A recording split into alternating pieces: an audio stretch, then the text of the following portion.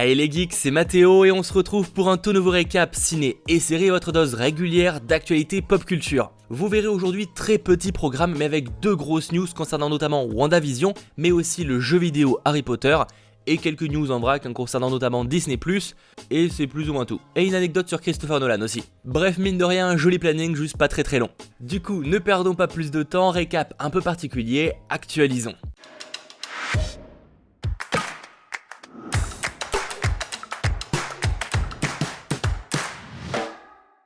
Et on commence par une news jeu vidéo. On va pas se mentir, il y a en gros deux jeux qu'on attend très prochainement au niveau des annonces. C'est le jeu Batman qui sera visiblement annoncé du 22 au 23 août lors du DC Fandom. Et le prochain jeu Harry Potter qui est bel et bien en préparation, ça on le sait. Bref, tout ça pour dire qu'aujourd'hui Bloomberg donne de nouvelles infos à son sujet. Et franchement elles sont alléchantes.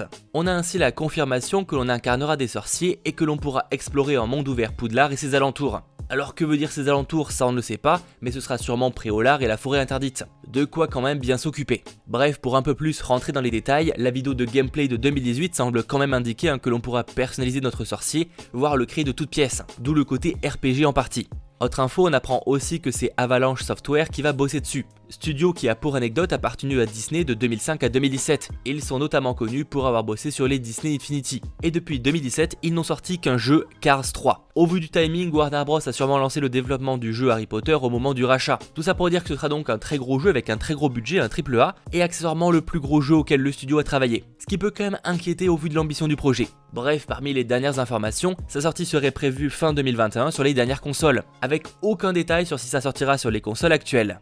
Et J.K. Rowling ne serait apparemment que très peu impliquée sur le projet. A savoir, selon les sources de Bloomberg, que la plupart des rumeurs ayant fait beaucoup parler ces derniers temps seraient totalement fausses.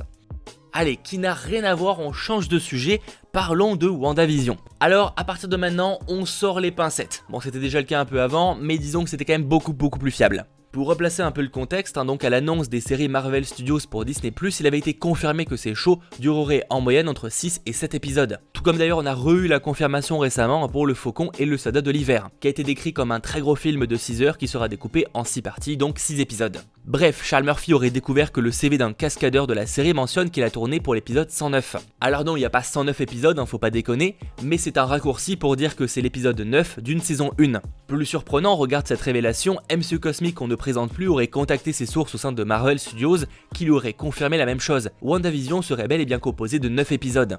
Alors encore une fois, rien d'officiel, c'est toujours à prendre avec des pincettes, mais disons que ça gagne en crédibilité. Pour l'instant, la diffusion de WandaVision est prévue sur Disney+ en décembre, et si c'est bien en 9 épisodes, ce serait bien plus long que prévu. A voir après si c'est 9 épisodes d'1 heure, ou 6 heures mais découpés en 9 épisodes. Ce serait clairement pas la même chose. Et comme on sait qu'en plus la série va prendre un peu un format de sitcom, on pourrait s'attendre à des épisodes beaucoup plus courts. A savoir que de son côté, la série Le Faucon et le Soldat de l'Hiver est toujours prévue pour août, donc dans à peine plus d'un mois. Surprenant, mais toujours aucun report d'annoncé. Si ça sort bel et bien à la date prévue, c'est que finalement Black Widow n'a aucune répercussion sur la série. Et pour ma part, rien que ça, je serais un peu déçu. Bon, là où par contre je serais pas déçu, c'est qu'on aurait du Marvel en août, et ça c'est cool. D'ailleurs, autre news Marvel mais bien plus rapide, un nouveau report de comicbook.com indique que le tournage de Spider-Man 3, donc la suite à Spider-Man Far From Home, pourrait commencer en septembre. Encore une fois, rien d'officiel, mais sa sortie est prévue pour fin octobre 2021, ça on le sait. Allez, tant qu'on est dans les news en vrac, on a cette fois deux confirmations. Mulan sort le 19 août 2020 en France, et Tenet se confirme pour le 12 août toujours en France, comme les US. C'était évident, mais au moins c'est confirmé.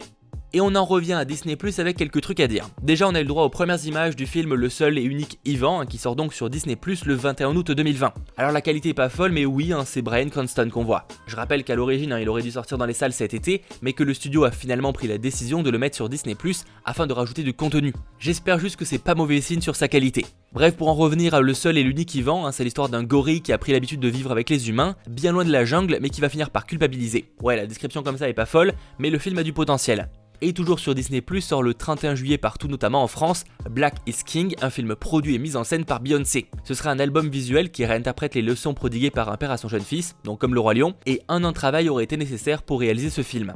Et on finit cette vidéo, ça n'a rien à voir avec une anecdote concernant Christopher Nolan, histoire d'attendre un petit peu un Tenet qui sort donc le 12 août. Lors d'une réunion en live, Hugh Jackman et Anne Hathaway ont révélé quelques anecdotes de tournage. On apprend par exemple que Darren Aronofsky et Denis Villeneuve interdisent les téléphones sur les plateaux, tout comme d'ailleurs Christopher Nolan. Mais ça à la limite c'est pas très surprenant. Mais plus marrant, Anne Hathaway révèle que Christopher Nolan n'autorise pas non plus les chaises sur le plateau. Son raisonnement, c'est que si vous avez des chaises, les gens vont s'asseoir, et donc s'ils sont assis, ils ne travaillent pas.